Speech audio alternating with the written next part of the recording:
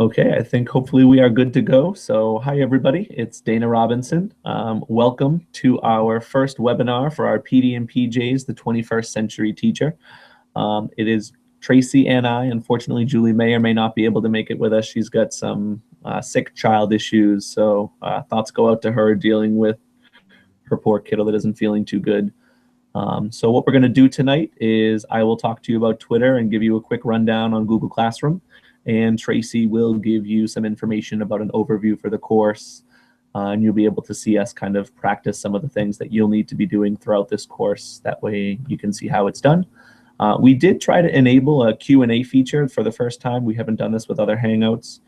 So I don't know if there's a box where you can click submit a question, but as a presenter, I have a box over here on the right of my screen that's telling me to ask you guys to submit questions, and they'll appear below. So if you have something that you can maybe ask a dummy question or just say hi, and I'll see if I can see it, because that would be kind of cool to be able to interact with you guys directly during the broadcast. If it doesn't work out, not a huge deal. Remember, you can always email Tracy or myself, and I have my email up, and I know Tracy does too, so we can be able to help you out that way as well. I know we were emailing a couple of people that had some issues getting started.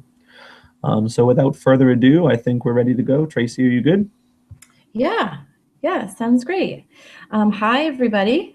Thanks for joining us tonight. We have a great participation rate for this class, something like over 24 people. So we're really excited to have you. This obviously is a great way for Wilmington to conduct PD. So let's do some more of this, online and PD in your PJs. So thanks again for joining. I thought I would run through the course outline and just kind of explain how the pace of the class will be over the next 4 weeks. So I might go ahead and together we can take a look at this, at the course outline. So let me just share my screen with you. Hopefully this will work. There might be a little bit of a delay, but you should have received an email from Julie earlier this week, or maybe was it Friday? But she sent you the link to this course outline, and so it really it shows all of the tasks and all of our responsibilities for the week. So you'll have access to this. Please know that this course outline is a working document.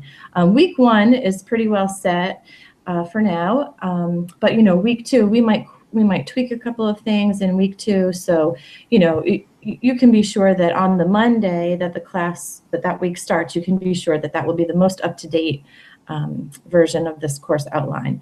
So this week, here we are together in this live webinar. We're having some different live formats during these 4 weeks. It's this webinar. Next week, the live session is a Twitter chat, and in a moment, Dana will go over all of the ways to get started with Twitter if you're new to that social network. In week 3, we'll come back to this format where we'll have another live webinar. On that day, on May 18th, we'll talk about blogging and using Google Drive as a digital portfolio. And then week 4, back to the Twitter chat. So we're changing it up a little bit this time around. So really, to get started, hopefully everybody has signed up for their Google Apps for Education account. So you know that everyone in Wilmington, students and teachers, we all have a Google account that we can use under the Wilmington Public School domain. And this is a great way for us all to collaborate and share together. So with your Google account, you can join the Google Classroom that we've set up for the course. And what a great way for it to have a digital workflow. So we'll use Google Classroom to distribute assignments. We'll also use Google Classroom to have online discussions, and Dana will talk more about that. But just want to make sure that in week 1, you've signed up for Google, signed up for Twitter, joined the Google Classroom. And then down, in steps 6 and 7, you get into some hard work here. So you're posting an introduction to yourself, and then in task number 7, we'll ask you to get started in Google Plus, as well as Twitter. So I'll say that Google Plus will be sort of new for me.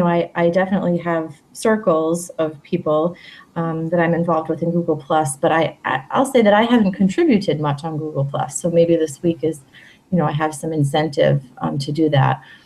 So much of social networking is following and reading what other people have to say, and once we get good at that, it's really our responsibility to contribute. So sharing in these social networks is an important part, really, of building a strong PLN. So I don't know if anybody has any questions. Not sure if that Q&A app is working or not for us today, but if you do have any questions, feel free to go ahead and post those. And we're excited to get going here. The three of us will constantly check the Google Classroom. So you can always email us if you have questions, or you go ahead and post comments in Classroom.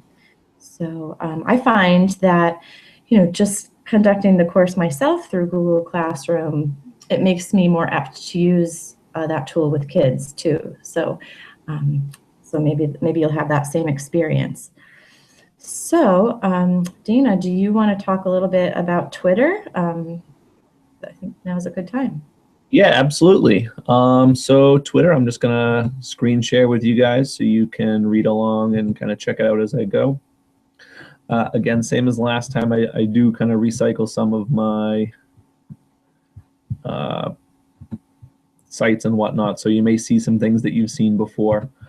So I do kind of apologize about that, but it's good information to have and always good information to review too.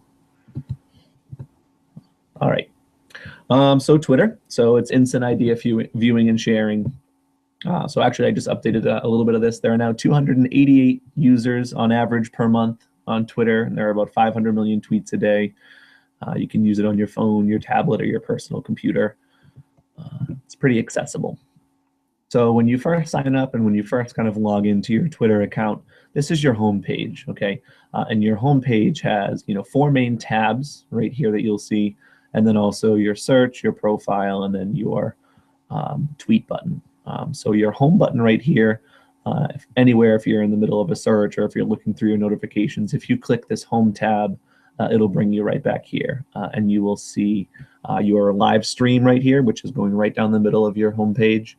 And it shows you all the tweets coming from people that you follow. There are a couple of ads there and things like that.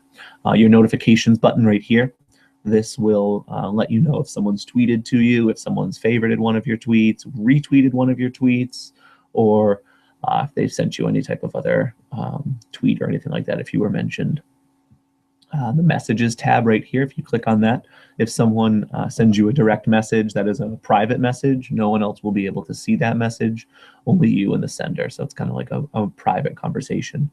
And then your Discover here essentially has the same function as searching Twitter. So you can search for a hashtag, and I'll explain those in a second just so you can kind of understand what that is. Okay, so once you've kind of signed in and signed up for your Twitter account, you're going to want to know how to tweet. So in order to do that, you're going to click this blue tweet button up here on the top right of your screen. And when you click that, it will open up this tweet dialog right here, this compose tweet box, and it says compose new tweet at the top. So this is where you would type. Just be aware that Twitter really is all about brevity. So you only have 140 characters. So that's letters, punctuation, spaces, things like that. And pictures and videos, they all count against that character count. So if you want to post a picture or a video, just realize that you will have even less characters to either hashtag it or just to talk about it in the particular tweet. And then once you're ready, so you can see down here, actually, before I go on to the next thing, it shows you how many characters are remaining too. So I believe it gets red once you have within 10 characters, and then you'll see a negative sign in front if you've exceeded the 140 characters, and it will not let you tweet if you have more than 140 characters. Then when you're ready, you'll click that tweet button right there. So here's just a sample tweet. Oh, sorry about that. So you can look at, so when you're tweeting, you're gonna wanna use the @ symbol, that's Shift-2, and then type in one of your followers or someone that you follow. You're gonna type in their Twitter handle. So for instance, here's a fake tweet to myself. So @MrRobsWMS, that's my Twitter handle. There's the text of the tweet right there. How do you tweet? And then I added a couple of hashtags.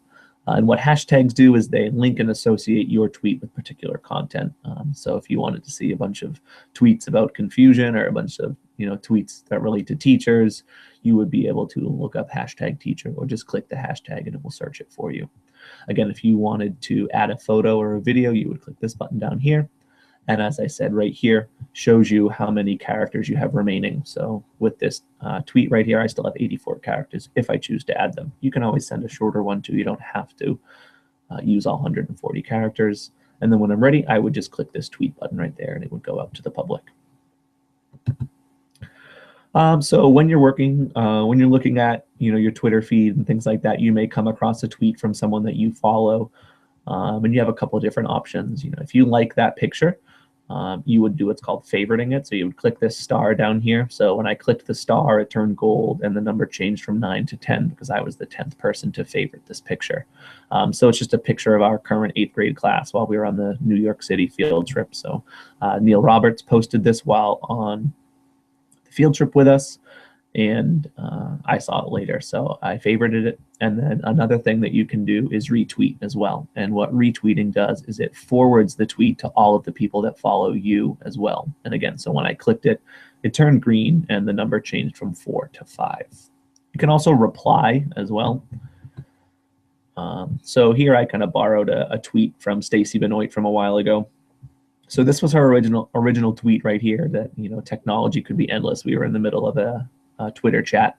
So I just decided to reply to it today just so you guys could see. So I clicked this reply button down here and it opened the dialog box right below it. So by clicking that, it automatically filled in the @Stacy Benoit. So I would be tweeting to her and then I just added my text there. Amazing to think of kind of as a reply to her tweet there. And then I just hit enter and the reply went right through and right to Stacy.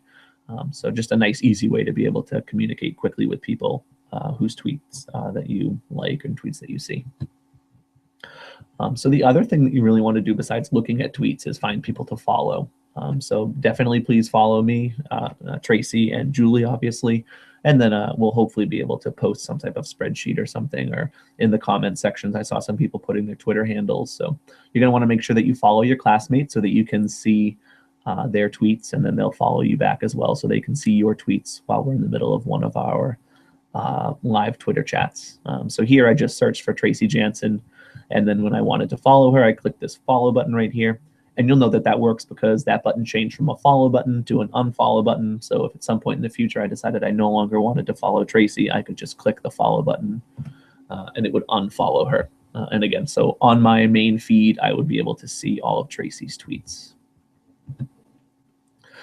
Searching is another feature. So again, you can either use the discover right here, or you can use the search right here.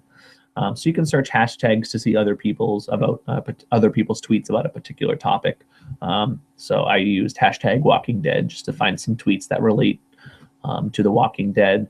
So this is just a screenshot of my Twitter page. So while I was looking for #WalkingDead, all the tweets that showed up here in my live stream only relate to #WalkingDead. As I said, only things that are related to your search will come up here in your live stream. You won't see anyone that is tweeting without using that hashtag. For this PD and PJ's class, you'll be participating in 2 Twitter live chats. They'll relate to topics covered in previous weeks. And then you guys are also going to be participating in an educational live chat. So one with people that are not just in the Wilmington Public Schools. And on the course outline sheet, there is a link to Cybraryman's, I don't know if it's 100 or 50 different educational Twitter chats and when they happen. So you can find something that relates to you or something that you're interested in, and then you can start communicating with colleagues from across the country and even from across the world. It's really cool. They move quick, but they're a lot of fun. And this is something I added last time. I'll just quickly review it. So this would be for a more advanced Twitter user. You dashboard and and organize your tweets and other things a little easier. So there's two major ones, TweetDeck and TweetChat. So this is a screenshot of my TweetDeck. So here you can see it's all different columns. It is a little overwhelming if you're new to Twitter, so I wouldn't recommend it if you're kind of still dipping your toes in the pool. But if you're more seasoned, you might want to try TweetDeck. It's nice. It allows you to kind of look at everything at once, and you can follow multiple hashtags at the same time. It is completely customizable, and I'll show you that in a minute when I access my TweetDeck. But for instance, I could move my home if I wanted all the way over here, and if I wanted my notifications to be the first thing, I could drag them and drop them over there. And then the other one is TweetChat. I don't know if it's something with the middle school's wireless or not, but TweetChat never seems to work when I'm at school, but it usually works when I'm home. So what this does is it kind of filters out a lot of extraneous things. The nicest part about TweetChat is that you can pause the stream. Sometimes if there are a lot of people involved in a Twitter chat, it can get a little overwhelming. So by pausing the stream, it allows you to kind of read some tweets and catch up to what's going on. So what I'd like to do is show you my Twitter. So here I am on my home page right here. So again, here are my tabs. So home, notifications, message, and then the Discover tab is now this search box over here. So you can see my profile pictures. It shows you the tweets, how many people I'm following, and how many people are following me. It shows you what's trending in Boston, my area, and basically that just means that a lot of people are tweeting about it or using a particular hashtag. So it's kind of important either in my region or in the world. So it's kind of nice to see what's going on. Here's my live stream right here. So here you can see right here, Stacy has tweeted that I used her as an example. So that's a pretty recent, and she's using the hashtag that we'll be using during this course, hashtag WPSK12. And again, if I wanted to tweet, I would click this blue button right here. My composed new tweet comes up, and then I'm able to type my text right there. If you ever want to cancel it, you can just hit that X. Okay, I would like to quickly show you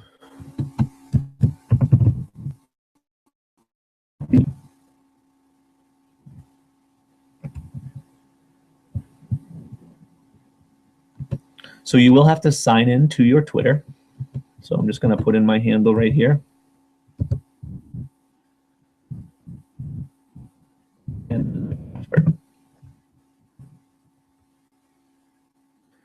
And here is my TweetDeck.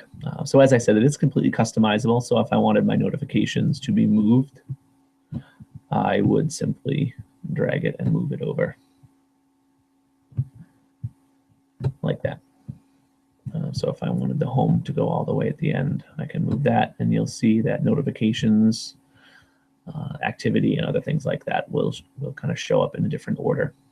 You can also add different columns. So if you wanted to add an additional hashtag, or if you wanted to add a column for just when people mentioned you, a column of just your favorites, or a column of just your followers. So just seeing what's going on. You can have a trending column to see what's new. And hopefully it will work with the TweetChat. So I am just going to do hashtag Walking Dead, just because usually people are always talking about that.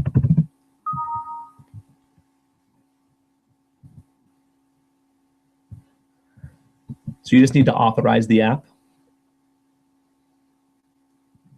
And now, so you'll see this is the live stream right here. And hopefully some people will be tweeting about it, so you'll be able to see these tweets moving down as people start tweeting. But as I said, the nicest thing about TweetChat is that you can pause the stream and it will hold everything. You can then tweet into that hashtag and it will automatically add that hashtag. So for example, during our Twitter conversations, I use TweetChat and just search hashtag WPSK12. You can also block users if you don't like what they're posting. Their tweets will no longer show up on your TweetChat stream, which is nice, hopefully. It doesn't look like anyone's tweeting, unfortunately, but if they were tweeting, you would see these tweets move further. Okay, so that's Twitter. I will take a few minutes and talk about Classroom. I am going to apologize because I'm not the expert in Classroom that Julie is. And as I said, unfortunately, she's not able to join us tonight. So I'm going to try my best. So Classroom really is a really neat tool put out by Google that allows you to communicate with students and also through other teachers by hosting your own class. Now, one of the most important things when you sign up for your Classroom account, so just you can get to your Classroom account by heading to classroom.google.com and then sign up. Make sure you sign up as a teacher, because if you sign up as a student, it will not allow you to create additional classes. So later, when you're done with this and you want to start your own class, you're going to want to make sure that you are a teacher. It can be corrected with the district administrator, but it would just save you a step if you didn't have to have that happen. So once you've signed in and created your Google Classroom account, you're going to want to join a class. So you'll click this plus sign right here to join a class, and then class, but I'm going to show you how to join it. So I'm going to join the class, and our class code is the number 5, the letter K, the letter M, the letter V, the letter V, the letter N, and the letter O. So that's our code, and that's posted in the syllabus. And I'm going to join that class. So as you can see, it opens up right now to our Google Classroom page. Shows you you're signed in. If you want to sign out, you can just click over here. Now, this isn't run particularly by Julie, myself, or Tracy. The three of us share one Google account as the tech trainer. So that's what will appear here for your email. So when it says to email instructor, you'll be emailing that account. But you can always feel free to email Tracy, Julie, or myself, and we'll be able to help you out. So once you're in your classroom, you're going to be able to see your stream right here, and that's this central core right here. And what your stream does is it shows you the assignments and shows you other comments that other classmates are making. So hopefully we can see right now that a lot of people in the class have been commenting, which is awesome to see. Most of you are pretty used to using Google Classroom, which is nice. You'll also be able to see your assignments here. They'll come up as boxes. One thing I do want to make sure that you know and remember to do is that after you complete an assignment, up here on the upper right hand of each assignment box, you'll want to there'll be a little check mark. You'll want to check that to show us that the assignment is done, and that's how we award course credit. So we'll send out a reminder as well to make sure that you're checking it as done, but that's one of the crucial things. Make sure that after you complete each assignment, you check off that mark as done box. You can also post to your class. So if I wanted to post to the class right now, I can just say, hello, my name is Dana. If I wanted to post that, and then I would click post, and you would all be able to see it. If I wanted to add a YouTube video or something else I found that you guys might consider useful, I can click this button right here to add a YouTube video. You can add links, you can attach documents, and even pull files right out of your Google Drive. So it's really nice how Google has kind of synced all these different features across the board for us. And as I said, everyone in the class will be able to see that. So that's kind of a nice feature. You'll also see this assignment tab over here on the left side of your screen. I will caution you that this assignment tab only shows the upcoming assignments. So I believe it shows the assignments that are 5 school days away. So if we post a long-term assignment that's not due for a while, it won't necessarily show up here. But most of our assignments are posted within 5 or 10 days. So you should be able to see them here on this tab. And typically every Monday we'll post the assignments for the week. You'll also get emails when we post. So expect a lot of emails early in the week from this account, just as we post the various assignments. The classroom will email you just to let you know that those assignments are due this week. And then you also want to make sure that you're using your WPS K12 email. The way this classroom is set up, it's only open to Wilmington Public School emails. So if you're using a private account, or if you're trying to access the assignments and it's telling you you're not allowed to and you don't have permission, just double check that you're using that WPSK12.com email, because that's the way the account was set up. It was made kind of to make sure that we were only able to talk to other Wilmington people. So I'm going to stop presenting and stop screen sharing. So prepare for my ugly mug. Here we are. And I don't know if I have missed anything. Tracy, I don't know if there's anything I've missed or if anything that we need to go back over that I rushed through. No, really, really well done. I might just add just a little bit about Twitter, in that I find I find when I'm reading my Twitter feed, I don't mind the mobile device. It's a great, just to read through things. But when I'm actually participating in a live Twitter chat, I find that a laptop is really the easiest way for me to do that. And TweetDeck that you mentioned is really key. I mean, that's really that's when I really started to fully use Twitter. I think once I started to use one of those aggregators like TweetDeck.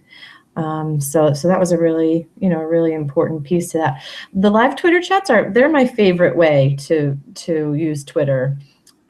So I'm excited to do that in the next couple of weeks. But no, really well done, and I'm glad you have studied up in Classroom because you hit all the important parts. So yeah, and I thought somebody would be able to get their Q&A app going, but I don't see any questions over there. If you just if you on your screen, all of the viewers out there, see, we just have no way of knowing how many there are. But if you click that little waffle or that little Rubik's cube in the top right of your screen, one of the options would say Q&A, and that's how you would ask a question. So I would just love for somebody to offer some feedback right now or ask a question, if you can. Yes, excellent. Okay. Oh, bam, we got one. Perfect. So it's working. I wonder if everybody can see all of the questions, but it looks like Brandy has something here. Dana? Yeah, and Brandy, as I said, hopefully on the Classroom at some point during this week, everyone will post a quick hello, and we'll make sure that we include Twitter handles. And at some point, I'll just grab all the Twitter handles and post one document that we can all access, so you can see everyone in the class and see their Twitter handles, so that you'll be able to access them and kind of communicate with everybody else. One thing also that I know I forgot to mention was that we release our live Twitter chat questions in advance. As Tracy said, it can kind of be a little overwhelming because they do kind of move pretty quick. They're a ton of fun, but it's nice to kind of have your responses queued up and ready to go. So typically the day before, at least the day of, with a couple hours advance notice, you'll get an email, or we'll share a document with you that will have all of our Twitter live chat questions, so that you can kind of know what's coming at you, and be able to kind of formulate your responses. And as Tracy said, it's much easier on a computer in terms of typing, at least personally for me. I have used my phone for Twitter chats in the past, and I've kind of pre-written my responses and copied and pasted them. But part of the fun of a Twitter chat is kind of the spontaneity, and also about what am I trying to say here? I'm totally drawing a blank. No, because the Q&A is distracting, and that's fun. I'm seeing all these questions. My Twitter handle is @Mr. MRROBZWMS. That's my personal Twitter handle. I don't know, Tracy, can you give them theirs, because they're asking for both of them? Yeah, so I'm @TB and then I think Dana mentioned that the hashtag, I think you mentioned it, the hashtag that we use during our chats is WPSK12. So that's, I've set up a whole column in TweetDeck just to follow the WPSK12. All right, great. Yeah, and then there was just one other question. Tracy, Stacy said that a second ago. It definitely can be nerve-wracking, which is a great point. And a little overwhelming if you're not familiar with this. But in no time, you'll be tweeting up a storm, as Stacy can definitely attest to, because she is a Twitter champion now, and loves to tweet until her thumbs are ready to fall off. So they really are a lot of fun. Lots of times I end up laughing at some of the people that that we can say, just because it takes a special kind of person to be a teacher, and I think we can all kind of appreciate each other's humor and kind of the good parts that each of us brings to what we're doing. So yeah, other than that, hopefully we covered everything. As always, if you have a question or need help at any time during the course, feel free to email Tracy, myself, or Julie, and we'll get back to you as soon as we can and help you out. Hope you guys enjoyed, and Tracy, if you're good, I'm good.